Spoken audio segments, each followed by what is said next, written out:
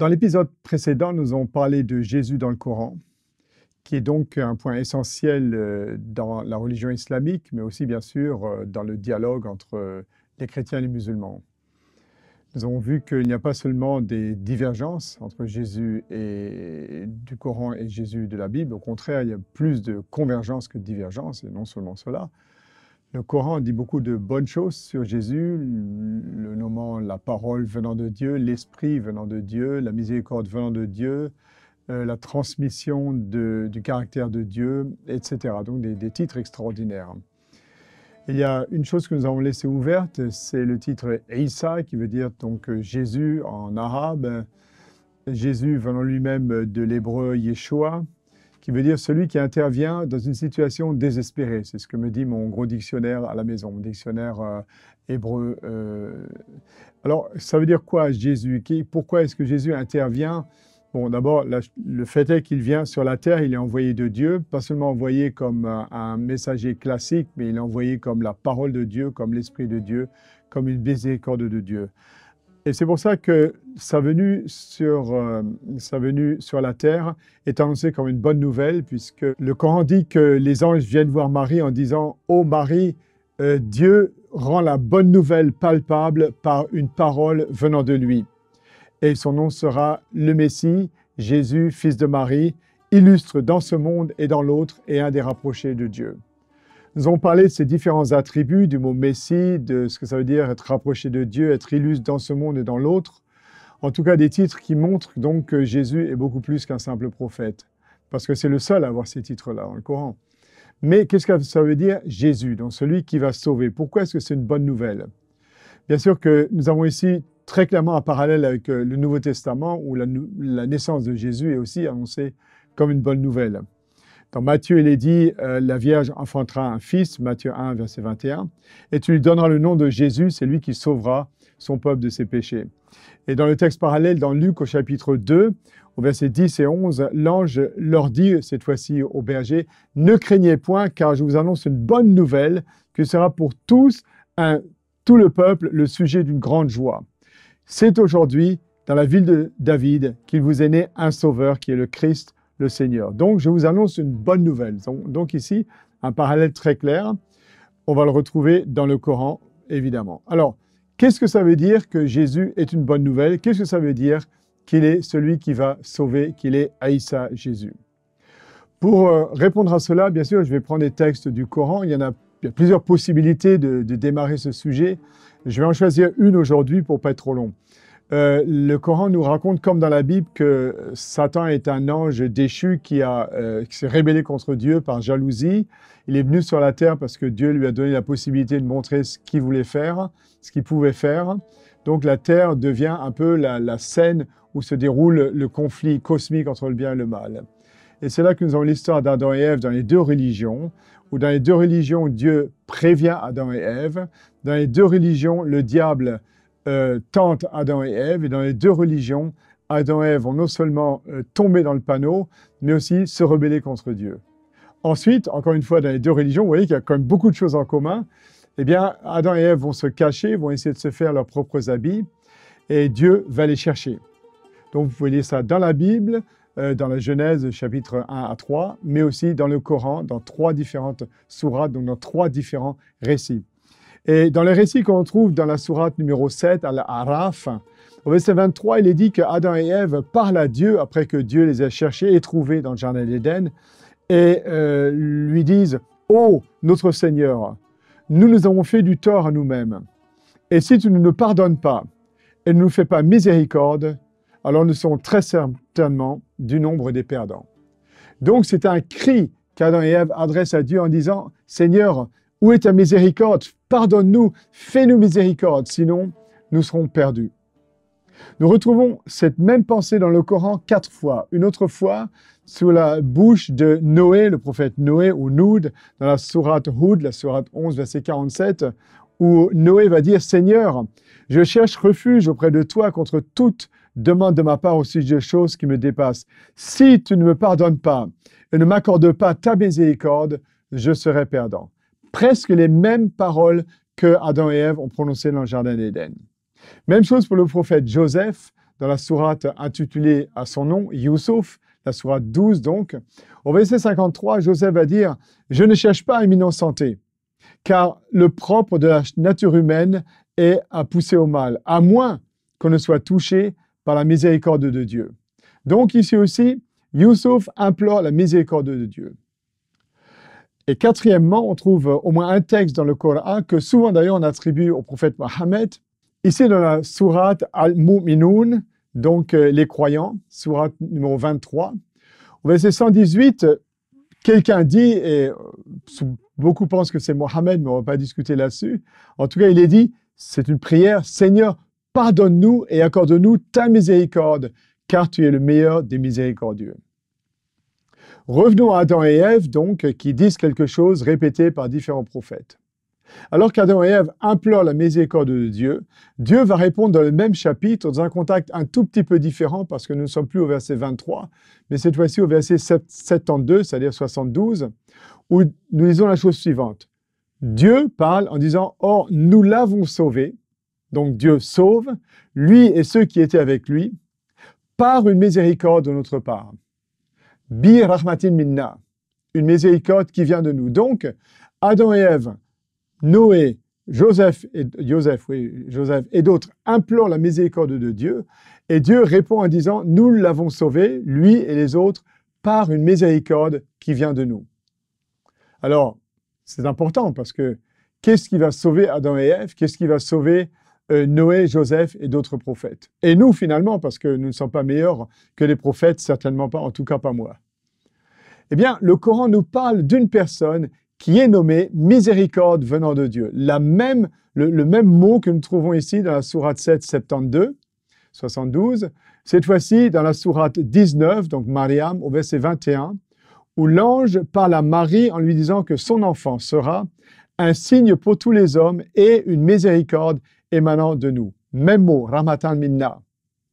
Et c'est une affaire déterminée, c'est-à-dire que Dieu a un plan ici, il envoie le Messie, Jésus, non seulement comme d'autres textes l'ont dit, comme une bonne nouvelle, mais ici comme une miséricorde. Dieu a un plan, et donc c'est un plan de sauvetage, puisque le Coran nous dit que Dieu sauve l'humanité par une miséricorde venant de lui. Alors cette miséricorde arrive, et c'est Jésus. Et nous comprenons maintenant pourquoi Jésus, parce que le Coran nous dit, dans le même chapitre d'ailleurs, la sourate 19, au verset 19, que Jésus est le seul prophète, le seul messager qui est pur, qui est sans péché. Nous comprenons pourquoi dans un autre texte que nous avons déjà lu auparavant, la sourate 4 An-Nisa au verset 159, il est dit que Jésus, au jour de la résurrection, sera un témoin envers les hommes. Et nous reprenons des textes que nous avons lus, des textes extraordinaires que nous découvrons dans le Coran, qui nous font découvrir qu'au cœur du Coran, eh bien, il y a quelque chose de particulier que malheureusement beaucoup de musulmans ne connaissent pas. On y reviendra dans notre conclusion dans les épisodes suivants. Mais le Coran dit, et c'est Jésus qui parle, si vous aimez vraiment Allah, suivez-moi, et alors Allah vous aimera et vous pardonnera vos péchés. Donc suivre Jésus, c'est ça le chemin qui va nous amener au pardon. Puisque Jésus est la miséricorde venant d'Allah, et le Coran dit, nous les avons sauvés par cette miséricorde. Un peu plus tard dans le même texte, Al-Imran, dans la sourate numéro 3, il est dit, Jésus parle, je viens aussi confirmer la Torah qui vous était transmise avant moi. Levez pour vous certains interdits, vous apportez un signe de votre Seigneur. Point. Et maintenant, c'est là qu'on relit cette phrase, craignez donc Dieu et suivez-moi. Dieu est en vérité mon Seigneur et le vôtre, adorez-le, car c'est là le droit chemin. Et nous avons vu dans l'épisode précédent que cette histoire de droit chemin, ce n'est pas seulement d'adorer Dieu, mais c'est aussi de suivre Jésus et de lui obéir. D'ailleurs, une autre sourate, Al-Zukhruf, la sourate 43, Jésus dit au verset 61, « Suivez-moi, voilà un droit chemin. » Et nous avons vu dans l'épisode précédent qu'il s'agit bien de Jésus et non de quelqu'un d'autre. Quelques versets plus tard, Jésus encore parle en disant « Craignez Allah donc et obéissez-moi. Allah est en vérité mon Seigneur et votre Seigneur. Adorez-le donc, voilà un droit chemin. » Tous les musulmans prient régulièrement, plusieurs fois par jour, jusqu'à 25 fois par jour. « Ihdina sirat mustaqim, guide-nous dans le droit chemin. » Et le Coran répond donc 4 fois, 2 fois en disant « Suivez-moi », 2 fois « Obéissez-moi » et ça c'est le droit chemin. Obéissez à qui? À Jésus, parce que lui, il est pur, lui, il est entre les hommes et les dieux, min mukaribina, il est celui qui est pur, donc il est sans péché, il est la bonne nouvelle, il est Aïssa, celui qui sauve, il est le Messie, celui qui apporte la paix. Donc prenons maintenant l'importance de Jésus dans le Coran et l'importance de découvrir ce message de paix qui nous est donné dans le Coran, dans la personne de Aïssa ibn Maryam, Jésus le fils de Marie. Mais alors, c'est là que les musulmans vont dire, mais dans la Bible, il est dit que Jésus a été crucifié. Le Coran dit non, c'est pas vrai, Jésus n'a pas été crucifié. Et tous les musulmans connaissent ce texte de la sourate numéro 4, verset 157, où les Juifs disent « Nous avons tué le Messie, Jésus, fils de Marie, prophète de Dieu. » Alors qu'ils ne l'ont point tué, ni qu'ils l'ont crucifié, car ils ont été victimes d'une illusion. Une des traductions possibles de ce mot en arabe, « Shubi Allahum », c'est ce qui leur est apparu. Car même ceux qui se sont livrés ensuite à des controverses à son sujet sont encore réduits, faute de preuves, à de simples conjectures. Donc, dans ce texte, les Juifs disent probablement à Mohammed, nous avons tué le Messie, et le Coran dit non, non, ils n'ont pas tué, ils n'ont pas crucifié, car, et le mot qui vient là, Shubi Allahum, encore une fois, quelque chose de semblant leur est apparu, eh bien, il y a au moins 20 différentes interprétations. Surtout le grand théologien musulman, Mufassir Razi, fait toute une liste en disant que certains pensent que ça veut dire que le corps de Jésus a été tué, mais pas son âme, que ce ne sont pas les Juifs qui ont tué Jésus, mais ce sont les Romains, ou peut-être même que les chrétiens avaient raison en disant que Jésus est vraiment mort. Et puis la version la plus courante parmi les musulmans, qu'au moment où Jésus allait être mis sur la croix, il est parti, c'était déjà l'obscurité, c'était le soir, et ils ont mis quelqu'un d'autre sur la croix, probablement Judas Iscariote, et c'est lui qui est mort à la place de Jésus. Donc ce texte laisse supposer beaucoup de choses. La réponse, eh bien, on va la trouver où? Dans le Coran. Tout d'abord, on va remarquer que dans le Coran, à 4 reprises, il est dit que Jésus va mourir. Le premier texte que nous prenons, c'est Ali Imran au verset 55, où Dieu parle à Jésus en disant « Ya Isa ina mutawafika » oui, Jésus, je vais te tuer. Et ensuite, le texte continue « Je vais t'élever vers moi, te purifier, te débarrasser des négateurs et placer ceux qui t'ont suivi au-dessus de ceux qui t'ont renié jusqu'au jour dernier. À la fin, vous ferez tous retour vers moi et je trancherai alors vos différends. » Le texte dit que Dieu a parlé à Jésus en lui disant « Je vais te tuer ». Et ça, le mot « mutawafika » ne peut pas être interprété autrement. D'autres disent que « mutawaf », le verbe « tawafa » peut être interprété d'une autre manière, comme on dit en français « liquider ». On liquide une affaire, on liquide une personne, c'est le même mot, liquider au sens propre, liquider au sens figuré. Or, autant dans le Coran, où ce mot est employé une douzaine de fois, que dans la littérature et dans la langue arabe, le mot tawafa s'adresse toujours à la mort réelle. L'exemple, par exemple, c'est les chroniques mortuaires dans les journaux. On emploie ce mot pour dire ceux qui sont morts et ceux qui sont bien morts, qui sont dans la tombe. Donc, il n'y a aucun doute que Jésus, là, eh bien, il va être tué, il va mourir. Le deuxième texte que nous avons dans Al-Maïda, donc la sourate numéro 5, au verset 117, en deuxième partie, Jésus parle. Et il dit, je fus témoin contre eux aussi longtemps que je vécus parmi eux. Donc Jésus est mort. Et il parle à l'époque du Coran, si vous voulez. C'est-à-dire, il est déjà au ciel, puisque les musulmans pensent tous que Jésus est au ciel. Et alors il dit, à l'époque, donc, quand j'étais sur la terre, je fus témoin contre eux. Le texte précise, aussi longtemps que je vécus parmi eux. Et Jésus continue en disant, mais depuis que tu m'as tué. Donc Jésus parle au passé, en parlant de sa mort au passé. Pas comme certains musulmans disent que Jésus, il n'est pas mort puisque c'est Judas qui est mort à sa place. Jésus est monté au ciel, il est là-bas, il va revenir, il va fonder une famille, il va tuer les cochons, il va convertir tout le monde à l'islam, et là, il va mourir, et puis ensuite, il va ressusciter. C'est pas ce que le Coran dit. Peut-être des traditions en parlent, mais pas le Coran en tout cas. Le Coran ne dit pas cela. Le Coran dit que Jésus a été tué dans le passé. Voici ce texte donc que vous avez ici sous les yeux. Depuis que tu m'as tué, c'est toi qui les observes, car tu es témoin de toutes choses. Le troisième et dernier texte que nous trouvons, c'est dans la sourate numéro 19 au verset 33, où Jésus parle dans le berceau en disant « Que la paix soit sur moi, le jour où je naquis, le jour où je mourrai et le jour où je serai ressuscité. » Donc Jésus parle au passé de sa naissance, au futur de sa mort et au futur de sa résurrection. J'ai rencontré beaucoup de musulmans qui disent « Non, non, mais tu ne connais pas l'arabe, c'est pas comme ça. » En fait, ce que le texte veut dire, c'est pas A, B, C, naissance, meurt, résurrection, mais c'est A, C, B, naissance, résurrection dans le sens où il est monté au ciel, et ensuite, comme je dis, il va revenir, avoir des enfants et tout ça, et là, il va mourir. Donc, on inverse la chronologie du texte. Est-ce que ça, c'est possible? Eh bien, je regrette, mais je connais quand même assez d'arabe pour voir que ce n'est pas possible.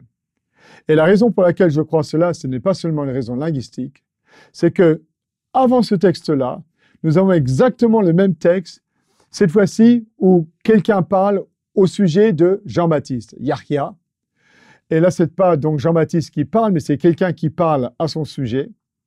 Dans la sourate Mariam 19, non pas au verset 33, où on parle de Jésus, mais au verset 25, il est dit que la paix soit sur lui, le jour où il naquit, le jour où il mourra et le jour où il sera ressuscité. Et cette fois-ci, tout le monde est d'accord que Yahya, donc Jean-Baptiste, est né, qu'il est mort et qu'il se ressuscitera. Donc A, B, C. Mais alors, quand on arrive à Jésus, quelques versets plus tard, on dit non, c'est pas comme ça. C'est plus A, B, C, c'est A, C, B. Jésus est né, il est monté au ciel, il reviendra et après il mourra.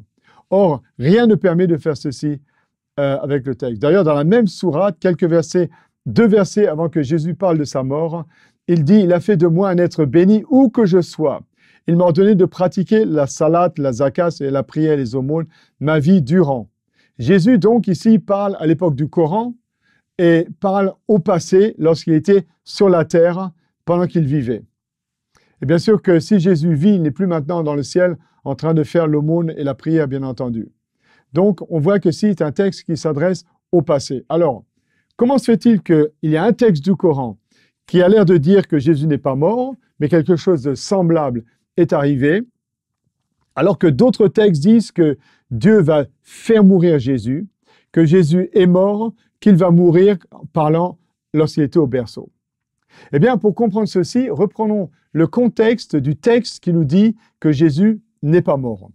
Donc, nous revenons à la sourate 4, à Nisa, et si nous lisons les versets avant, eh bien, on se rend compte qu'il y a énormément de versets où l'écrivain ou celui qui parle, qui nous a donné le Coran, s'adresse aux Juifs en faisant beaucoup de reproches aux Juifs, en leur disant qu'ils n'ont pas hésité à dénoncer, à nier les signes de Dieu, par exemple ici au verset 155.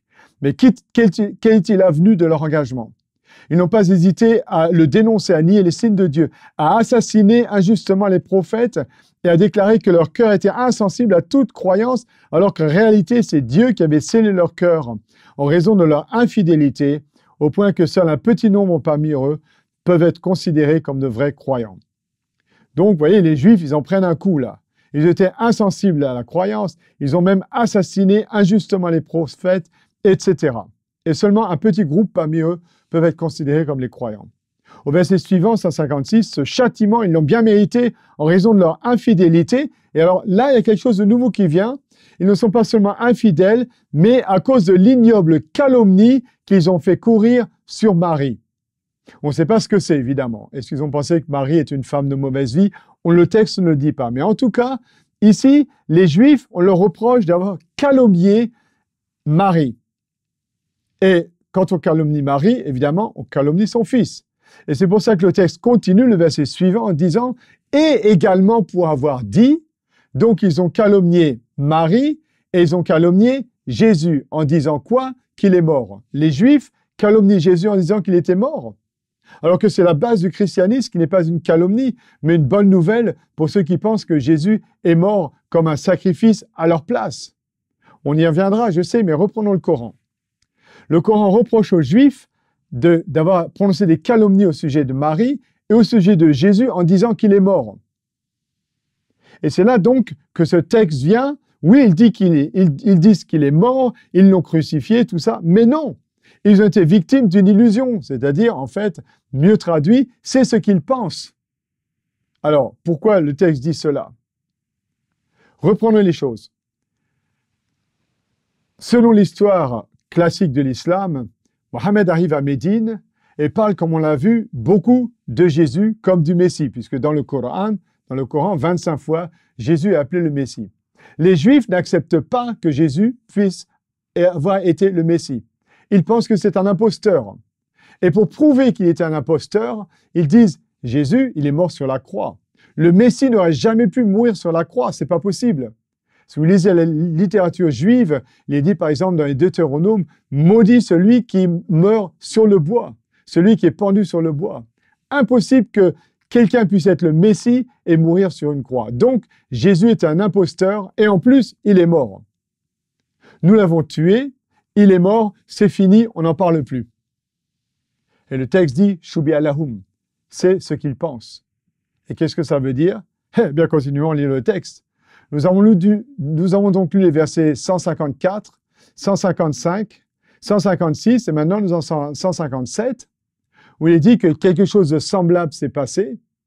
Et qu'est-ce qui s'est passé? Eh bien, lisons 158 qui nous donne la solution. Dieu l'a élevé vers lui car Dieu est puissant et sage. Donc les Juifs disent « il est mort, c'est fini », alors que le Coran dit que Dieu a fait mourir Jésus. Jésus parle de sa mort. Et le Coran dit, oui, vous les Juifs, vous pensez qu'il est mort. C'est ce que vous pensez. Parce que, le Coran continue en disant, parce que Dieu l'a élevé vers lui. Le même mot ra'fa, donc élevé, ressuscité, le même mot que nous retrouvons dans le Coran, qui parle de la résurrection de Jésus, entre autres. Donc nous voyons ici que ce petit problème assez compliqué en fait, est très important, de la mort de Jésus dans le Coran, peut être résolu en regardant bien le contexte du Coran, le contexte du texte, et de voir que si Jésus n'était pas mort, eh bien il ne pourrait pas être un témoin auprès de nous au jour du jugement. C'est pas possible. Or lui, il est sans péché. Lui, il peut payer le prix pour les autres. Le prix qu'on appelle en arabe fada, fidia, qu'on trouve dans le Coran, wa fadainahu, nous l'avons racheté. Il s'agit du fils d'Abraham, la plus grande fête de l'islam, Eid al-Adha, où tout musulman sacrifie un animal pour commémorer l'épargnement de la vie du fils d'Abraham qui aurait dû mort alors que Dieu a donné sur cette montagne un agneau sans défaut qui était un cadeau de Dieu puisque c'est Dieu qui rachète le fils d'Abraham et qui a une signification tout à fait particulière parce que dans le Coran, il y a quelqu'un qui est pur et c'est lui qui peut, s'il le veut, donner sa vie. Or, le Coran nous dit que Jésus est une miséricorde venant de la part de Dieu et c'est une miséricorde qui a été prévue, qui a été planifiée. Jésus est donc venu pour nous sauver. Il n'y a aucun doute lorsqu'on lit bien le Coran. Encore une fois, ce texte, Mariam, verset 21, où l'ange dit à Marie, « Rien n'est plus facile pour moi. Nous ferons de cet enfant un signe pour les hommes et une miséricorde émanant de nous. » Et il en fut ainsi. Où le texte dit, c'est une affaire décidée. C'est quelque chose que Dieu a décidé. Mes amis, vous voyez qu'une lecture attentive du Coran montre des parallèles énormes. Et ce n'est pas simplement Sylvain Romain qui essaye de travailler le texte, c'est vraiment ce que le texte dit. Ça fait 44 ans que j'étudie ces textes et j'ai vraiment discuté avec beaucoup de musulmans. Je suis chercheur dans une université prestigieuse musulmane que je nommerai pas ici. Je donne des conférences dans les mosquées, dans les universités et je commence à savoir ce que je dis. D'ailleurs, le Coran dit, si tu es dans le doute, s'il y a quelque chose que tu ne comprends pas, s'il y a quelque chose qui pour toi n'est pas logique, sur ce que nous en font descendre vers toi, eh bien, interroge ceux qui lisent le livre révélé avant toi, qui est la Bible. La vérité, certes, est venue de ton Seigneur, ne sois bon point de ceux qui doutent. J'aimerais terminer ce chapitre magnifique du salut, de la paix que Dieu veut donner aussi dans le Coran à ceux qui suivre Jésus. Puisque Jésus dit, suivez-moi, c'est là le droit chemin. Si vous aimez Dieu, eh bien, suivez-moi et Dieu vous pardonnera, comme nous l'avons vu il y a quelques instants. Quelques textes ici. le chapitre numéro 11, sourate Hud, où il dit au verset 3, « Implorez donc le pardon de votre Seigneur. Revenez repentant à lui.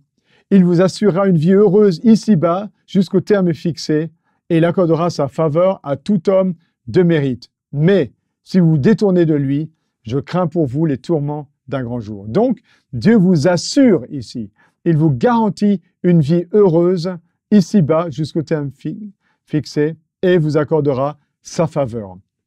Dans le même livre, un peu plus tard, il est dit « Implorez donc le pardon de votre Seigneur, revenez repentant vers lui, car mon Seigneur est plein d'indulgence et d'amour. » Un autre texte que j'aime beaucoup dans le Coran, j'aimerais quand même vous donner ces textes parce qu'ils sont magnifiques et d'ailleurs, nous pouvons trouver sur chacun de ces textes un parallèle dans la Bible. Par exemple ici où il est dit, le Seigneur dit « Implorez-moi, je vous exaucerai ». Un parallèle que nous avons par exemple dans Jérémie 33, verset 3. « Appelez-moi et je vous répondrai ». Al-Baqarah 186, « Si mes serviteurs t'interrogent à mon sujet, qu'ils sachent que je suis tout près d'eux, toujours disposé à exaucer les vœux de celui qui m'invoque. Qu'ils répondent donc à mon appel et qu'ils aient foi en moi, afin qu'ils soient guidés vers la voie du salut. » Avoir foi, c'est faire confiance. Faire confiance que Dieu nous aime, que nous soyons bons, intelligents, riches ou mauvais, ou Dieu a un amour inconditionnel. Et c'est ce que nous trouvons ici dans le Coran, car il veut nous guider où vers la voie du salut. C'est la volonté de Dieu que nous soyons sauvés.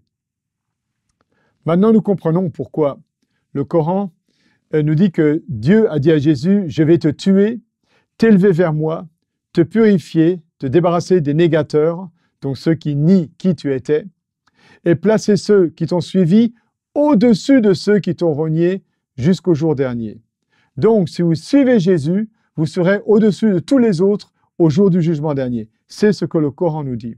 Je me rappelle un imam qui a lu ça et qui a commencé à aimer Jésus, à suivre Jésus, à obéir à Jésus. Faites-le aussi si vous voulez être tout en haut au jour du jugement dernier. À la fin, vous ferez tous retour vers moi et je trancherai alors vos différends. Le dernier texte que j'aimerais répéter ici, nous l'avons lu plusieurs fois, mais il est tellement beau que j'aimerais vous le donner. Jésus dit, « Je viens confirmer la Torah qui vous a été transmise avant moi. Levez pour vous certains interdits et vous apportez un signe de votre Seigneur. Craignez donc Dieu et suivez-moi. Dieu est en vérité mon Seigneur le vôtre. Adorez-le, car c'est là la voie du salut, ou le droit chemin, Sirat al-Mustaqim en arabe, le droit chemin. » Eh bien, j'espère que ce petit épisode vous a aidé à rentrer au cœur de l'islam et a fait comprendre aux musulmans qu'il y a une chance d'être sauvés, que nous pouvons avoir la paix avec le Dieu qui est Ar-Rahman Ar-Rahim, le miséricordieux et prêt à pardonner. Merci beaucoup de m'avoir écouté.